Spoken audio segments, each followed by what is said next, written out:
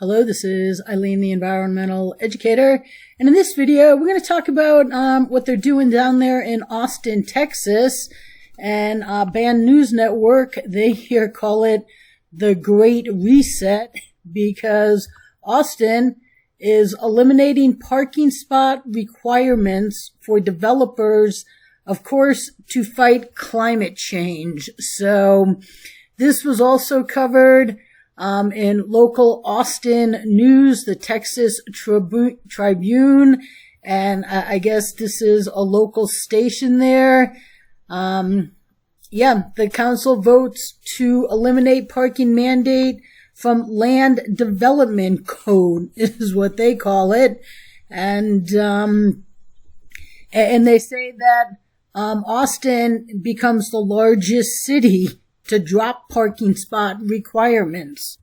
And further down here in this article, it says Austin should become a walkable 10-minute city.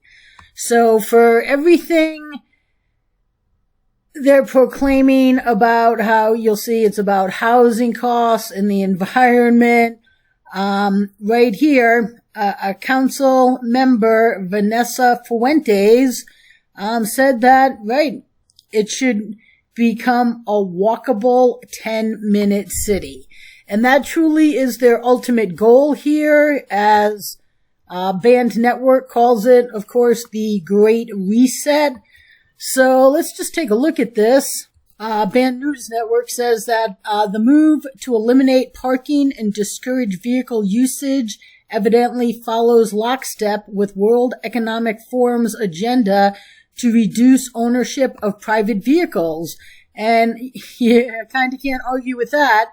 If they're not going to give you anywhere to park them, then it's going to be difficult to have them. But the town council cited the need to transition out of car dependency and to reduce emissions. So, okay, so I mean, in a few years, a few new projects are going to have less cars, but it's not really going to make that big of an impact. But this, of course, is, one of the steps that gets taken before all of a sudden you're like, wait a sec, what do you mean I can't go outside of this 10-minute grid where, things are keeping me in here?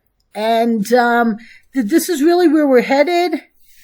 And Austin, of course, says that the move is aimed at both fighting climate change and spurring more housing construction amid the city's affordability crisis. Well, let me tell you, it's not just the cities, it's everywhere. And there's a lot of solutions, many of which that would have solve the problem overnight if we just actually had immigration to this country right there.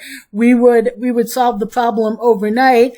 But right here, it was a vote of 8-2, and they decided to wipe out minimum parking requirements for virtually every kind of property citywide.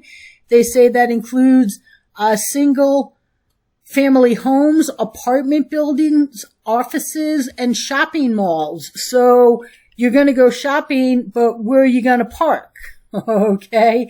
They say that parking requirements, often referred to as parking minimums, they drive up the cost while enabling a dependency on cars, a major source of carbon emissions. Well, it doesn't cost that much to put in parking spots. And even a member of the town council's office said that it's $10,000 per space, while structured parking, like a parking garage, can cost $60,000 per space. So, it's costing you, in the price of building a residential unit, that costs a lot of money. You're talking $10,000 for a parking spot. Okay, that's not that much. That truly isn't. And this Texas Tribune article says that a parking spot in a typical surface lot can cost anywhere from $5,000 to $10,000, while a spot in a structure like a parking garage can cost between $25,000 and $65,000. So, yeah, parking garages are expensive. You know, they take buildings. You know, you actually have to do something other than, you know, lay asphalt down. But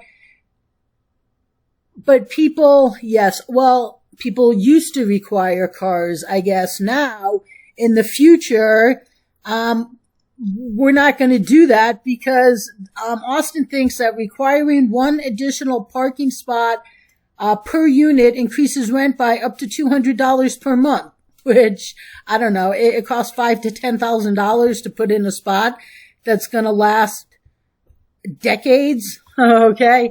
I don't know where they're coming up with that, but maybe, well, they don't have plowing down there in Austin, but you know, this is all just smoke and mirrors for the actual real agenda here, which is the 10-minute city. And of course, that city should become walkable, because everywhere you have to go, you should be able to get to in a 10-minute walk. And, you know, like over, it's getting a lot of traction with people talking about it over in England, that they are putting in some of these 10-minute cities, and you are kept in with an electric grid with things that monitor if you drive out of them. And that certainly isn't freedom. These people seem to be forgetting a little bit about America.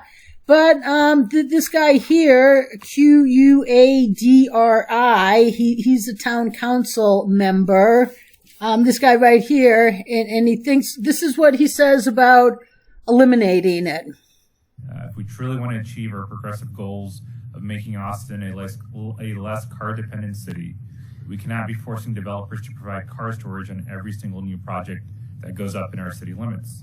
It gobbles up scarce land, it adds burdensome costs to developments that get passed on to renters and buyers, it makes it harder for small businesses to get off the ground, and it harms walkability and actively works against our public investments in transit, bike lanes, trails, and sidewalks. And once again, to be perfectly clear, we're not eliminating parking. We're simply freeing up property owners from red tape restrictions and letting them decide how much parking they need to provide. So they're not eliminating the parking, they're just letting the developers decide how much they want to provide. But when you tell a developer that they don't have to spend anywhere from $5,000 to $60,000 for a parking spot, and instead of putting a parking spot there, they could put another residential unit they could sell there, what do you think they're going to do? And then this guy here, right, about our progressive goals. Okay, you know, they're woke down there in Austin, right? So much so, okay, enough said there. You know, I just remember I'm old enough to remember when America was America.